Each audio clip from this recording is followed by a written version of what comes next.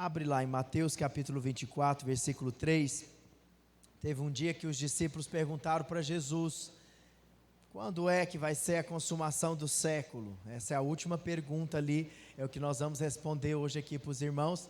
E semana que vem nós estaremos aqui concluindo sobre esse estudo que temos dado do Apocalipse, falando do terceiro milênio, que provavelmente Jesus está vindo agora no início do terceiro milênio. Eu vou provar isso para você na palavra na semana que vem. Mas aqui em Mateus 24, 3, ele diz, dize-nos quando sucederão essas coisas, e que sinal haverá da tua vinda e da consumação do século. Então os discípulos fizeram essa pergunta para Jesus, e aí as primeiras respostas ele dá no início do capítulo, e essa última ali da consumação do século, vai lá para o versículo 32, é quando Jesus de fato começa a responder e a mostrar como seria o final dos tempos, a consumação do século, e você vai ver que está muito próximo.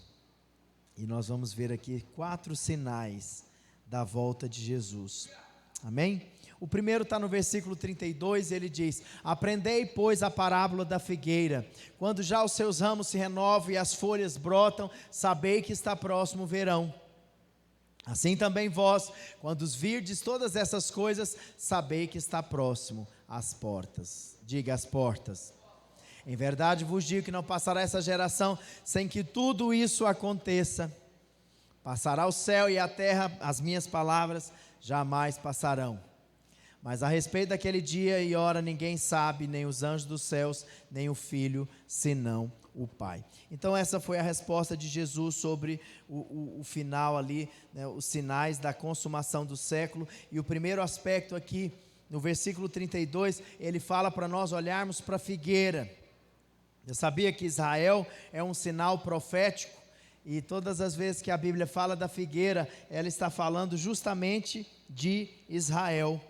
A figueira é um símbolo espiritual de Israel. E eu não sei se vocês lembram disso, mas teve um dia que Jesus amaldiçoou a figueira. Abre lá para a gente ver isso. Mateus 21, 19. Na verdade ele estava falando para Israel, e ele diz assim: e vendo uma figueira à beira do caminho, aproximou-se dela, não tendo achado nada, senão folhas, disse: nunca mais nasce fruto de ti, e a figueira cegou imediatamente. Então a gente vê aqui que a figueira é Israel, e de fato Israel, desde quando Jesus falou isso, eles não aceitaram Jesus como Messias, e eles não têm frutificado, não têm gerado os frutos para Deus, porque eles não são mais abençoados. Mas é interessante que a Bíblia também fala que que Israel seria pisado pelos gentios, pelos povos, e o grande sinal é quando Israel não fosse mais pisado pelo povo. Vamos ver isso, abre lá em Lucas 21, 24, para nós vermos isso. Lucas 21, 24.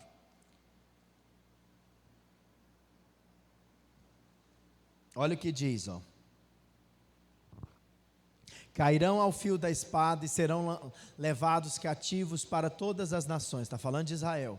E até que os tempos dos gentios se completem, Jerusalém será pisada por eles. Então Jerusalém vai ser pisada pelos povos, e de fato foi isso que aconteceu até 1948. Eu não sei se você sabe disso, que Israel nem era mais uma nação. E aí em 1948, numa reunião ali da ONU, foi votado, e eles decidiram então que Israel voltaria novamente a ser uma nação, 1948. E você sabe, em 1967, na Guerra dos 6 Dias, Israel venceu a guerra e tomou novamente Jerusalém para eles. E você sabe, o mundo tem a mente maligna que domina o mundo, e o diabo, ele quer sempre tentar desfazer as obras de Deus, mas em 2017, o presidente Trump, ele homologou a decisão da ONU e reconheceu Jerusalém como a capital de Israel. Pastor, o que isso tem a ver? Tem tudo a ver. Porque quando Jesus começa aqui a responder como seria, quando vai acontecer essas coisas, o final dos tempos, Jesus disse: olhai para a figueira, olha para cá, olhai para Israel. Nós olhamos para Israel, então Israel, ela voltou a florescer novamente a partir de 1948, 1967, quando Jerusalém deixou de ser pisado pelos homens e voltou novamente a ser a capital de Israel. Então a nação de Israel, ela é esse sinal para nós da volta do Senhor. Por isso nós temos que orar por Israel e temos que sempre ficar atento ao que acontece ali em Israel, porque o Senhor disse isso: olha para Israel, olha para a figueira, né? E é interessante que as coisas têm acontecido e Israel floresceu, e a Bíblia diz que não passaria da próxima geração, né, sem que tudo isso acontecesse. Por isso ele fala que ele está às portas. Fala para a pessoa que está do seu lado: Jesus está às portas. E você sabe, a restauração de Israel ainda não está completa, porque tem um outro aspecto muito importante, é que existe uma profecia de que algo vai acontecer no templo. E eu não sei se você sabe disso, o templo foi destruído, e eles precisam de construir novamente esse templo em Jerusalém, justamente num local onde hoje é dominado pelos muçulmanos. Então, falta esse detalhe aí, porque a Bíblia diz lá em Mateus 24, 15, que vai acontecer algo abominável para que comece de fato a grande tribulação. Deixa eu mostrar isso aí para os irmãos. Mateus 24, 15. Quando, pois, virdes o abominável da desolação, de que falou o profeta Daniel, no lugar santo, quem lê entenda. Então eu vou explicar para você aí esse versículo, volta para ele de novo. O que é esse abominável da desolação aqui? É que o anticristo, ele vai fazer uma aliança com Israel, e depois ele vai liberar para Israel ali esse local para eles construírem o templo. E aí depois que tiver construído, Israel tiver ali fazendo, né, no Santo dos Santos, as suas oferendas ali, uma vez no ano, o sumo sacerdote entrando ali, em 3 anos e meio, vai acontecer esse abominável da desolação. O que é isso, pastor? Irmãos, não conversa. O anticristo vai colocar uma imagem dele no Santo dos Santos, e ali no Santo dos Santos, ele vai pedir para que as pessoas o adorem. É isso que a Bíblia está falando aqui, o abominável da desolação, que o profeta Daniel falou. Então, está vendo como Israel faz parte aí da volta de Jesus? Para mostrar para nós que a vinda de Jesus, o final dos tempos, está muito ligado a Israel. E olhe para cá, desde o dia que Israel tornou-se nação novamente, em 1948, o Senhor já está às portas. Tudo tem acontecido, e ele diz que não iria passar dessa geração. Então é impressionante como está próximo a vinda do Senhor. O Senhor está muito próximo. Fala isso à pessoa que está do seu lado, fala para ele: o Senhor está às portas. E você sabe, aqui no versículo 36 ele fala a respeito daquele dia e hora: ninguém sabe senão o Pai, nem mesmo o Filho. Quando Jesus veio, ele estava aqui em pessoa, ele não sabia quando o Pai viria, mas agora ele já voltou para o Pai, ele está sentado à destra do Pai, ele sabe quando ele virá, e ele quer nos preparar para que quando chegar esse momento, se chegar na nossa geração, nós possamos ser arrebatados. Diga amém?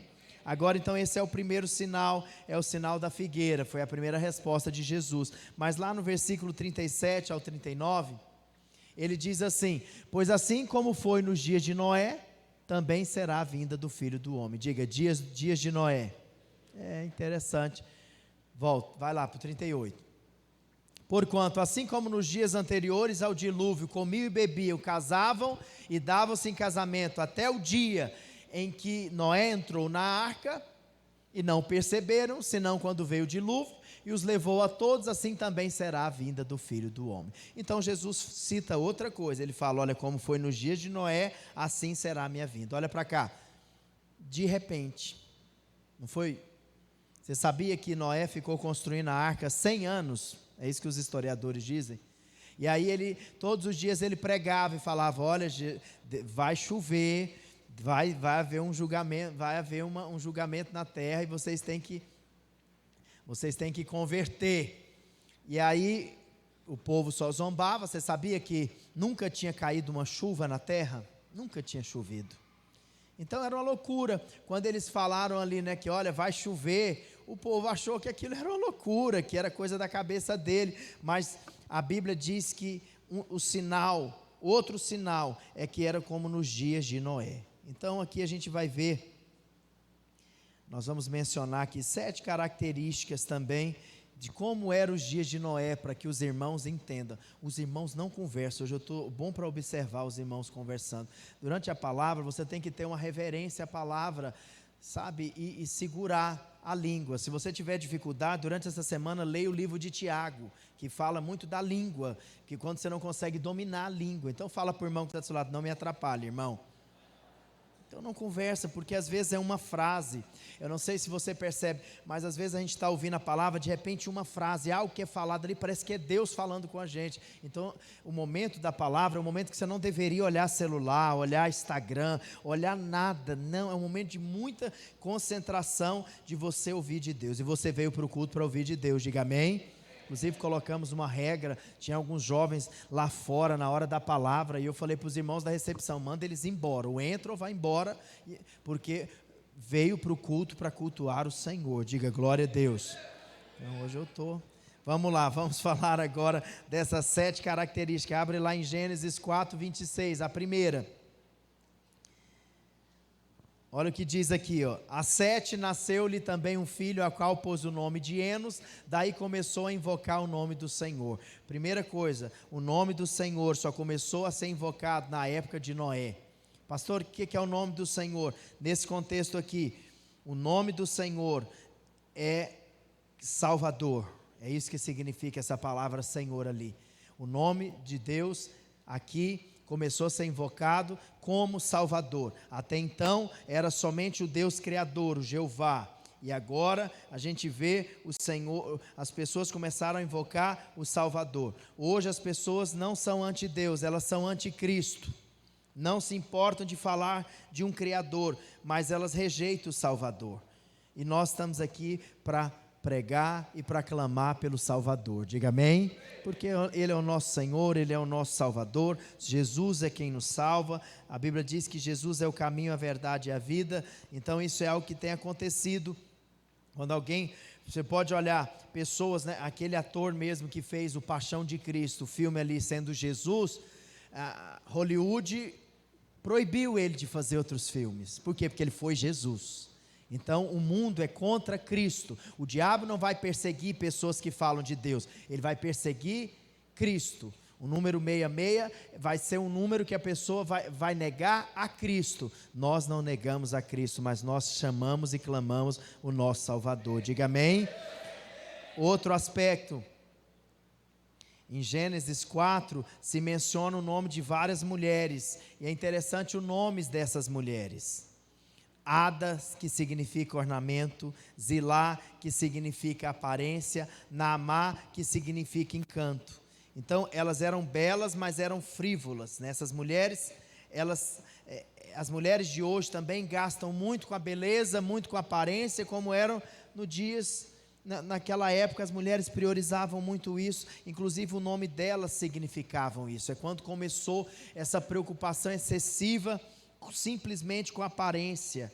E hoje hoje o tempo que nós vivemos nunca se gastou tanto com aparência, com essas coisas. Essa geração, ela é totalmente voltada a isso, que era a geração de Noé.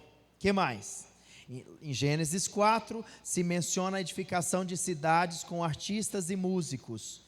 Hoje 60% da população mundial vive em grandes cidades. Esse é um sinal profético. Essa explosão de mega cidades começou ali na época de Noé, que foi quando surgiu de fato começou a surgir grande concentração nas cidades. E você sabe, aonde tem muito mais pecado, é justamente nessas mega cidades, né? É notório que a iniquidade, ela se multiplica quando o homem passa a habitar em grandes cidades. Mas nós somos o povo de Deus, que estamos na terra e não estamos aqui vivendo como os ímpios vivem. Diga amém.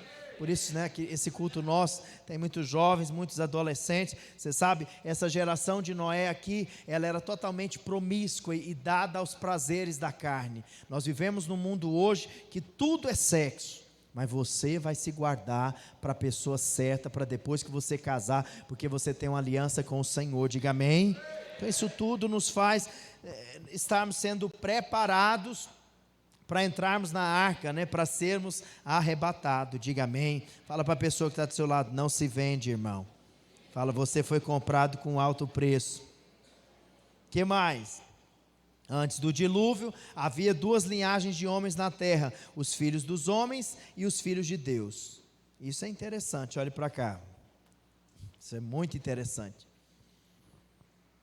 Os filhos dos homens os filhos de Deus tiveram relação sexual com os filhos dos homens, e a Bíblia diz que nasceram gigantes, nefilins. Então o que os teólogos dizem? Que esses filhos de Deus aqui não eram seres humanos, eram anjos que tiveram relação sexual com as filhas dos homens, com mulheres humanas, e nasceu gigantes. Por isso que de vez em quando acham aí, né, um fóssil de um crânio muito grande, né? É justamente esses nefilins aqui. Olhe para cá. Nessa ótica, o dilúvio foi para salvar a raça humana, porque esses nefilins foram se multiplicando e eles eram gigantes, eram maiores, eram mais fortes, e eles iam destruir a raça humana. Então, para salvar a raça humana, Deus então escolhe uma família que não se contaminou, e a Bíblia diz que Noé encontrou graça diante de Deus. Quantos querem viver debaixo da graça? Diga amém. E Deus então salva a raça humana dessa terceira raça que havia aqui na terra. Que coisa interessante. Essas coisas a gente estuda no seminário. Você que fez o cursão CTL vai poder participar do nosso curso pastoral, que começa agora em fevereiro. O que mais?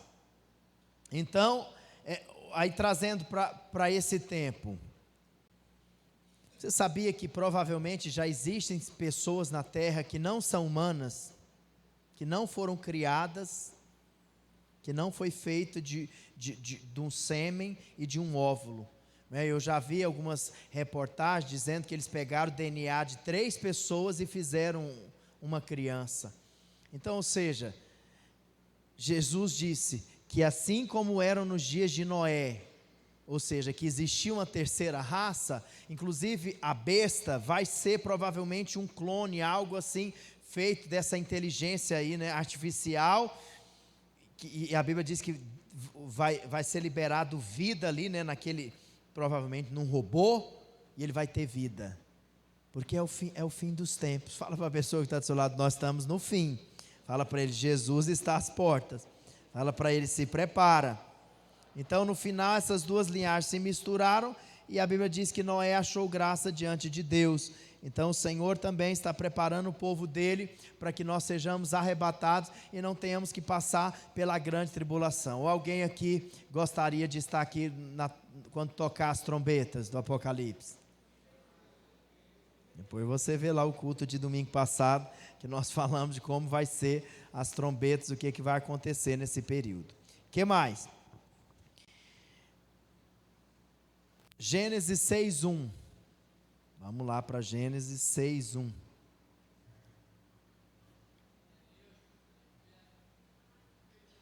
O irmão.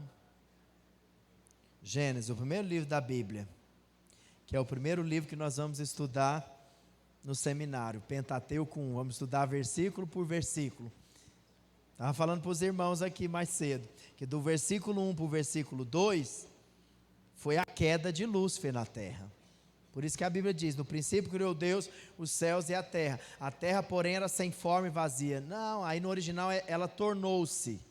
Por que a terra tornou-se sem forma e vazia? Porque quando Deus joga Satanás do céu, ele cai na terra, e aí tem uma total destruição. Aí Deus tem que reconstruir tudo de novo, para que o homem passe a habitar na terra. Provavelmente, os dinossauros, eles existiam no versículo 1 para o versículo... Aí no versículo 2 foi tudo destruído, e aí Deus teve que refazer. Então tudo tem uma lógica, tem uma explicação, até mesmo bíblica, que a gente só estuda essas coisas mesmo no seminário, aqui nos cultos normalmente não. Olha o que diz aqui: como se foram multiplicando os homens na terra, e lhe nasceram filhas. É isso, só um tá bom. Como se foram multiplicando os homens na terra. Muito crescimento, uma multiplicação de pessoas na terra. Isso fala da população do mundo, começou a se multiplicar, exatamente como tem acontecido hoje. Hoje nós somos 8 bilhões de pessoas sobre a terra, e as projeções é que até 2100, antes de 2100, chega no ápice de seres humanos, e aí depois vai começar a diminuir a população mundial. Por quê? Porque as pessoas estão tendo menos filho. Eu estava vendo esses dias uma política na China para que as pessoas tenham filhos. Eu não sei, aqui os jovenzinhos, às vezes os irmãos são muito jovens, não sabem disso, mas décadas atrás, na China, só podia ter um filho. Agora eles já estão tendo que fazer política para o povo ter pelo menos um, porque o povo não quer ter nenhum. E eles não podem perder a mão de obra deles, né? Então, porque isso vai afetar a economia dele. Ou seja, olhe para cá, Deus sempre faz as coisas no ápice. Então, o Senhor vai voltar perto do ápice, não depois que começar a diminuir pessoas na terra. Ou seja, Jesus está voltando, está muito próximo a vinda dele, e antes dele voltar vai acontecer o arrebatamento, e nós seremos arrebatados. Diga amém. O que mais? Gênesis nós acabamos de ler.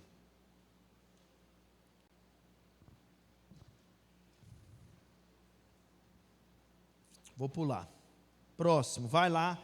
Então nós falamos até agora de 2 pontos. Fala Israel, diga que é a figueira, e os dias de Noé. O dia de Noé é muito parecido com o tempo que nós temos vivido aqui na terra. Agora, olha o que ele diz no versículo 40 de Mateus 24. Ele fala assim, ó: então 2 estarão no campo, um será tomado e deixado o outro. Olha para a pessoa que está aí do seu lado. Um vai e outro fica.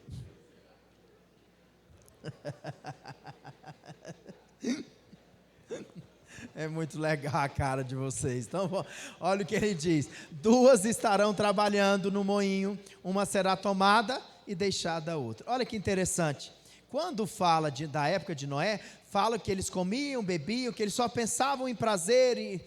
Mas quando fala do povo de Deus, olha para cá, fala que eles estavam trabalhando.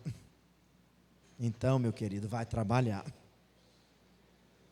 Vá trabalhar. Porque o povo de Deus, eles não são desocupados, né? Eles têm mais o que fazer. Então, quem fica muito tempo desocupado, sem fazer nada, aí tem um ditado no mundo que fala isso, né? Que mente vazia, isso é um ditado, isso não está na Bíblia não, viu? Mas é verdade. Quando a pessoa está muito desocupada, sem ter o que fazer, o diabo arruma alguma coisa para ela fazer rapidinho, que é sempre coisa errada. Então, o povo de Deus aqui é um povo que é compromissado com Deus, com a obra, com o propósito, mas trabalha. É um povo que está sempre, né? Tem irmão que fala: pastor, eu não quero liderar porque eu trabalho. Aí eu olho para ele, fica parecendo que quem trabalha na obra é o desocupado. Mas não é. É uma questão de prioridade. Você vai trabalhar, e eu tenho orado por isso. Você vai trabalhar menos e ganhar mais. Quantos querem trabalhar menos e ganhar mais?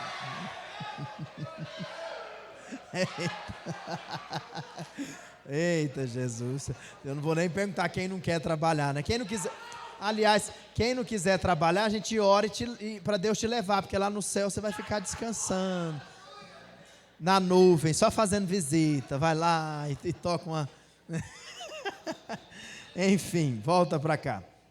De acordo com esse texto, o então aqui, ó, então 2 estarão no campo. Esse então significa que naquela hora, naquele momento, é isso que ele está querendo dizer. Isso mostra que enquanto as pessoas do mundo estão embriagadas com prazeres, alguns crentes sóbrios e vigilantes são tomados. Quantos fazem parte desse exército de sóbrios e vigilantes? Diga amém. Os 2 homens aqui devem ser irmãos, e as 2 mulheres devem ser irmãs no Senhor. Ah, pastor, porque tem gente, tem igrejas que falam, não, um era crente e o outro não era, ou um era falso e o outro não era. Não, não é isso. Por que que não é, pastor? Vou mostrar para você. Primeiro que os 2 chamam ele de Senhor. Só os filhos de Deus salvos chamam o Senhor de Senhor, amém? Os outros, para o ímpio, nosso Senhor não é nada, não é o Senhor deles, mas é o nosso, diga amém?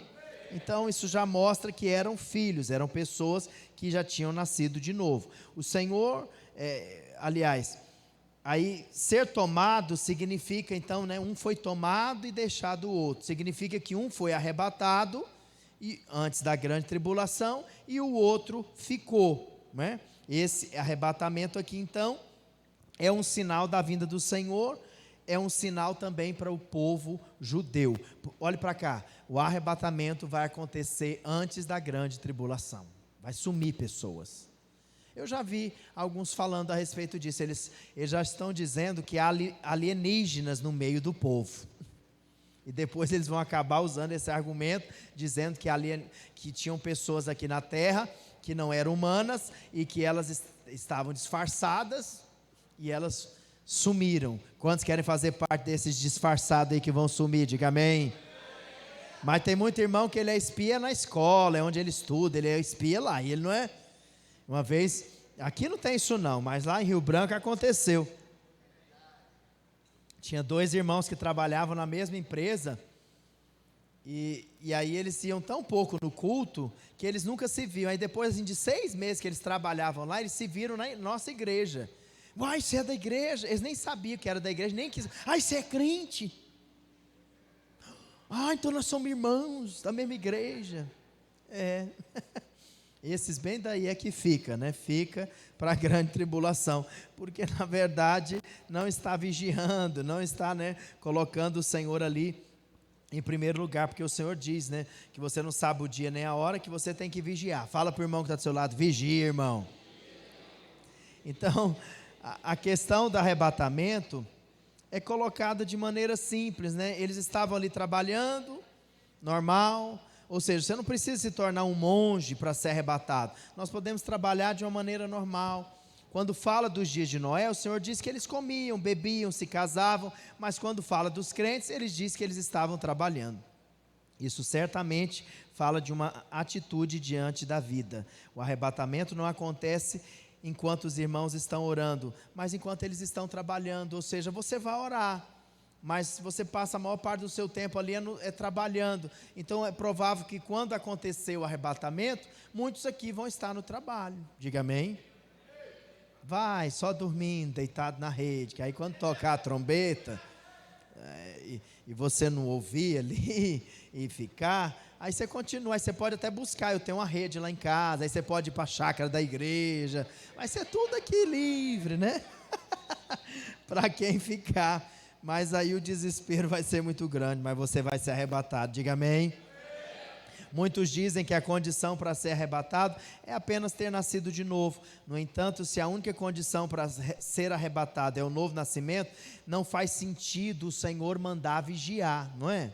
Se eu já nasci de novo. Por isso que eu não concordo com Joseph Prince. Esse é um dos poucos pontos que eu não concordo com ele. Ele acha que todos os crentes vão ser arrebatados. Só que não faz sentido Jesus falar para a gente vigiar. Se eu já nasci de novo, então, se é só essa a condição, porque o pré-tribulacionista, ele acredita que todos os crentes, todos os salvos vão ser arrebatados. Mas não faz sentido.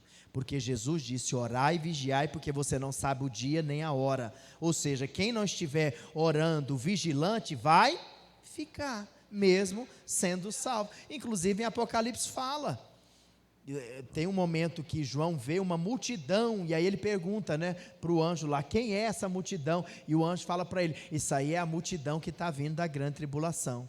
É os guerreiros manauara que vai conseguir se esconder na grande tribulação e ainda no final dela, porque você se esconder 3 anos e meio, meu querido.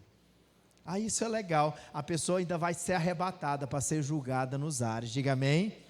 Mas quantos querem ir na primeira logo, no arrebatamento? Eita Deus! Ou quantos querem beber a água contaminada que nós estudamos na aula passada, no domingo passado aqui? Só quem veio sabe que vai cair alguma coisa, provavelmente no rio Amazonas.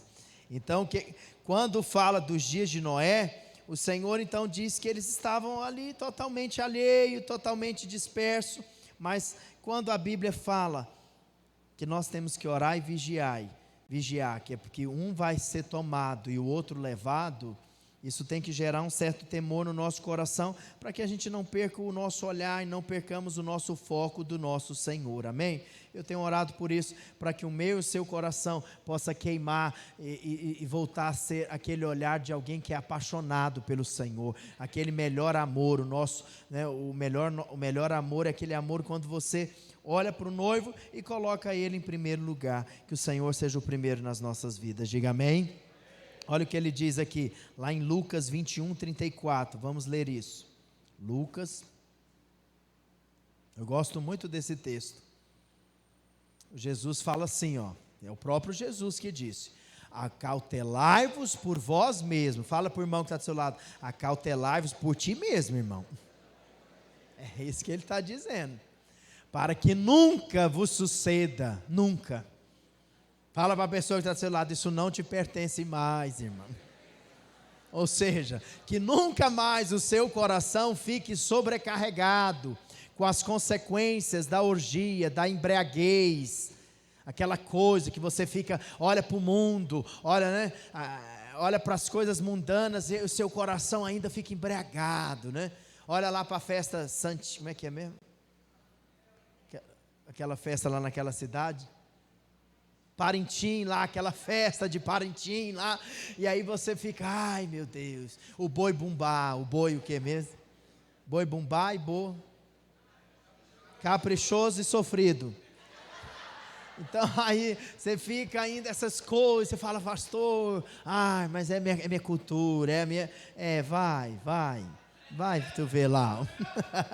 Aí ele fala assim, ó, para que vos suceda que o vosso coração fique sobrecarregado com essas embriaguez ou preocupação desse mundo. Aí eu falo para os adultos, às vezes você está sempre ali preocupado com dinheiro, só quer ganhar dinheiro, e essas coisas vai tomando o seu coração, a preocupação desse mundo.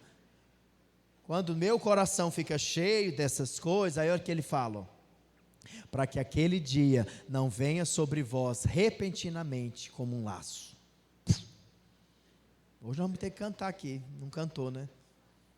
Ele virá num piscar de olhar, quem estiver pronto com ele irá, na sua glória com ele vem me buscar. Aleluia! Ele vai vir nos buscar, amém, irmãos? Porque a ira de Deus vai cair na terra, e Deus quer nos livrar disso. Ele está aqui falando essas coisas para nós, para que o nosso coração volte para Ele, para que a gente não perca, que Jesus seja o centro de tudo isso, para que naquele dia nós possamos estar ali vigilantes. O que mais? Ele fala assim, pois há de sobrevir a todos que vivem sobre a face de toda a terra. Vigiai. Diga, vigiai. Fala para o irmão, vigia. Aí ele fala, pois a todo tempo. E aí, olha para cá, ele ainda te dá uma dica. Como que é que você vigia? Orando. Ora, conversa com o Senhor, seja sensível, seja alguém que é íntimo do Espírito de Deus. A oração, ela faz isso, para que possais escapar. Quantos querem escapar? Eu quero escapar. Um dia o irmão estava contando para ele do Apocalipse, falou, uau, eu quero estar aqui para me ver. Eu falei, você vai estar, e eu te espero lá no céu, que você vai ser um mártir, e aí você me conta o que você viu, porque nós só vamos saber, nós sabemos porque está na Bíblia, mas eu não quero estar aqui. Alguém quer estar aqui? Pois é, então fala para o irmão que está do seu lado, então vigia, irmão. Pois é, se seu celular bem aí, é um bom lugar para você vigiar. Aí ele fala assim, ó, para que possais escapar de todas essas coisas que têm de suceder e estar em pé na presença do Filho do Homem. Então fica evidente que as duas mulheres e os dois homens são salvos, pois o Senhor não mandaria um não convertido vigiar, jamais. O Senhor só fala para vigiar nós que somos filhos. Então os que ficam são também salvos, e eles então vão passar pela grande tribulação, e aí eles serão perseguidos pelo anticristo, e a Bíblia diz que vai ser dado ao diabo o direito de perseguir a igreja e matar os cristãos, não é? Isso você sabe que já tem acontecido na China. Milhares de cristãos morrem por ano. Nós estamos num país livre, e que continue sendo livre, diga amém, onde nós podemos pregar e somos livres, mas vai chegar um dia que os filhos de Deus vão ser perseguidos pelo anticristo, mas os vencedores serão arrebatados, diga amém. Então, o que diferencia os dois irmãos aqui é uma questão de maturidade. Os vencedores são aqueles maduros, prontos para serem colhidos. Que você amadureça, que você cresça, amém? E você sabe, você que ainda não fez o curso de maturidade no Espírito, agora em fevereiro vai começar nossas novas turmas. É importante você conhecer a palavra, conhecer essas questões aí, para que você esteja preparado e pronto naquele dia. E o último, vai lá para o versículo 43. O último sinal está no versículo 43 e 44, que ele fala assim: mas considerai isso, se o pai de família soubesse a que hora viria o ladrão, vigiaria e não deixaria que fosse arrombada a sua casa, não é verdade? Então você vê aqui que olha o 44, por isso ficai também vós apercebidos, porque a hora que não cuidais, o Filho do Homem virá. Então aqui nós temos 4 elementos nessa parábola. A Bíblia fala da casa, fala do pai de família, fala do ladrão e fala também do ato de roubar. A casa aqui, ela aponta para a obra do crente. Abre lá em Marcos 13:34 para nós vermos isso. É a nossa obra, é o que nós fazemos para o Senhor. É como um homem que, ausentando-se do país, deixou a sua casa, dá autoridade aos seus servos, a cada um a sua obrigação, e ao porteiro ordena que vigie. Ou seja, o Senhor te colocou aqui na terra, o Senhor tem um propósito na sua vida, e o Senhor espera que você que você ande por um caminho e cumpra um propósito. Fala para a pessoa que está do seu lado: Deus te chamou para um propósito. Então é a nossa obra. Você sabe, lá em Coríntios fala que nós vamos prestar conta diante de Deus. Existe um tribunal que chama Tribunal de Cristo. Pastor, para que é esse tribunal? Porque o Senhor vai julgar nossas obras que nós fizemos para Ele, e as obras que Ele fez através de nós, Ele vai nos dar uma recompensa, diga amém? Mas aqueles que chegarem diante do Senhor sem obras, ou a obra dele não passar pelo fogo, né, ele vai receber uma punição. Quantos querem receber um galardão? Diga glória a Deus. Então fala para a pessoa que está do seu lado: trabalha para Deus, irmão. Então aqui, essa casa se refere às nossas obras. Lá em Mateus 7:24, abre lá, irmão. Mateus 7:24 fala isso, ó. Fala da casa que foi edificada, que tinha fundamento. Todo aquele, pois, que ouve essas minhas palavras e as pratica. Fala para o irmão que está do seu lado: tem que ouvir, mas tem que praticar. Ele fala que quando eu ouço e eu pratico a palavra, eu sou comparado a um homem prudente que edificou a casa sobre a rocha. Que a sua casa esteja edificada sobre a rocha, amém? Você não vai ser abalado. Pode vir circunstâncias, pode vir situações difíceis, mas nós permanecemos inabaláveis, diga amém? Porque esse é o que o Senhor tem para nós como filhos. Então, se a casa se refere às nossas obras, então naturalmente o dono da família se refere a você. Você é esse dono da família, você é essa pessoa. E o ladrão aqui aponta para Jesus. Ele é que vai vir como ladrão. Olha lá para você ver isso, em 1 Tessalonicenses 5:2. É só uma comparação, que ele não é ladrão, ele vai pegar o que é dele, diga amém. Quantos são tesouros aqui nas mãos de Deus? Diga amém. A Bíblia diz que tem vaso para honra e vaso para desonra. Será que você está sendo um vaso de honra ou de desonra? Mas se for de desonra, tem uma esperança para ti. O anticristo, Jesus vem, leva os vencedores, e aí o Senhor vai te moldar, né? Tem irmão que gosta, né? Tem uns aqui que já até vieram desses ministérios. Tem um que fala muito assim: não vem pelo amor. Esses mesmo que veio de lá. Não vem pelo amor, vai pela dor. Pois é, vai ser mais ou menos isso que vai acontecer na grande tribulação, porque hoje nós vivemos na dispensação da graça. O Senhor, Ele toca no seu coração, Ele te incomoda para que você viva um propósito, mas você tem o livre-arbítrio de dizer sim ou não. Na grande tribulação, meu querido, só vai ter irmãozinho, irmãzinha correndo, fugindo, escondido, porque não vai poder aceitar o número da besta, e quem não aceitar o número da besta, não vai poder comprar e vender. Então vai ser considerado diante do mundo alguém que está fazendo mal para a terra, para a sociedade. Então vai ser dias muito difíceis, mas nós não estaremos aqui. Fala, diga amém. Fala para o irmão que está do seu lado: vigia, irmão. Pois vós mesmos estáis inteirados com precisão de que o dia do Senhor vem como ladrão da noite. Esse dia aqui, quando está com letra maiúscula, é a volta de Jesus, é o arrebatamento mesmo. Ele está falando a respeito disso. Todas as vezes que esse dia está com letra maiúscula, ele significa isso. Então, um ladrão comum, ele sempre causa perdas ao dono da casa, mas o Senhor, Ele sempre nos dá bênçãos maiores ainda. Diga amém. Quantos querem que esse ladrão aqui, que vem como ladrão, vai lá e te busca? Eu quero, esse ladrão aqui eu quero, o daqui da terra que passe longe de nós, né?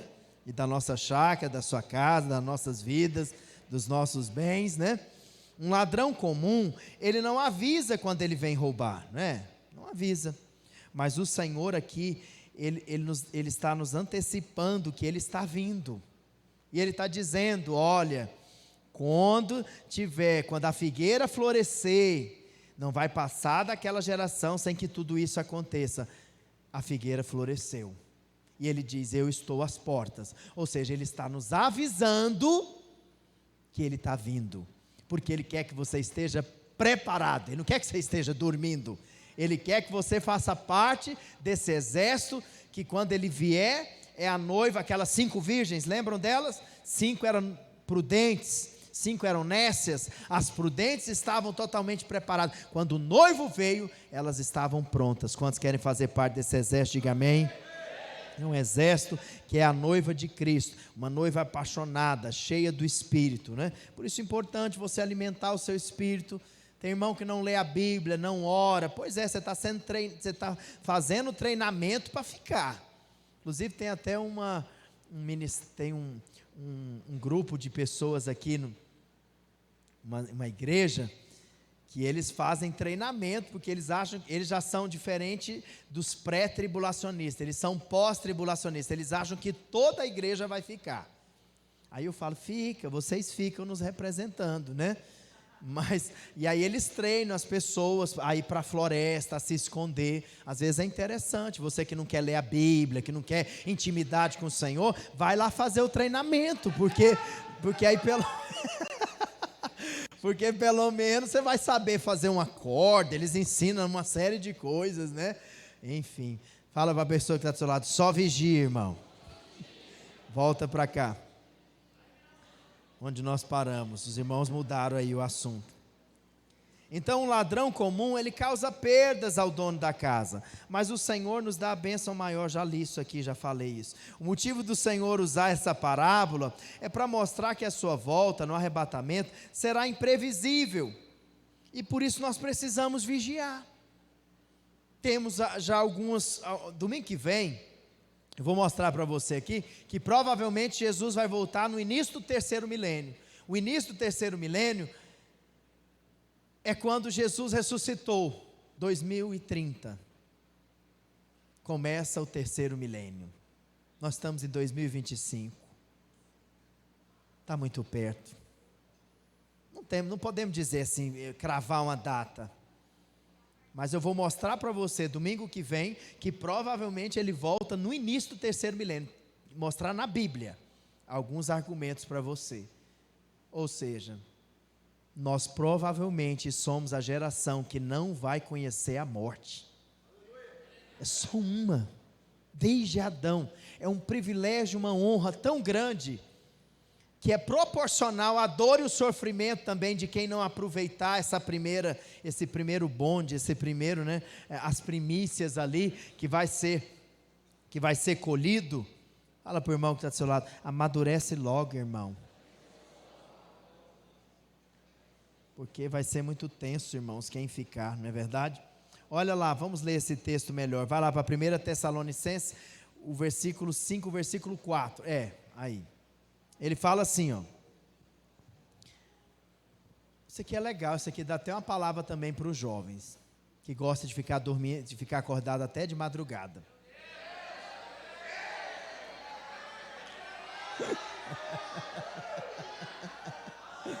Olha o que ele fala, espera. Tem não. Mas vós, irmãos, não estáis em trevas, para que esse dia, como ladrão, vos apanhe de surpresa. Porquanto vós todos sois filhos da luz, filhos do dia. Fala para o irmão que está do seu lado, é filho do dia. Nós não somos da noite, nem das trevas. Irmãos, eu acho que os demônios dormem de dia e trabalham de noite, principalmente.